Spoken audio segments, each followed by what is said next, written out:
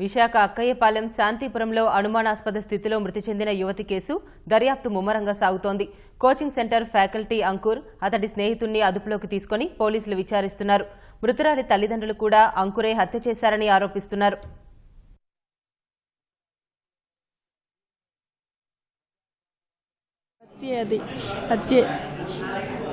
ఏ రూమ్లో హత్య చేసుకుందా, ఏ రూమ్లో అయితే ఉందో ఆ రూమ్లో వాడే హత్య చేశాడు. నా పాపలాగా ఇంకెవరికి అవ్వకూడదు అంతే. నా పాపకి ఏం జరిగిందో తెలియాలి అంతే. అతను కాలేజీలో ఫ్యాకల్టీ అంతే. అది చాలా ధైర్యవంతురాలు, చాలా ధైర్యవంతురాలు.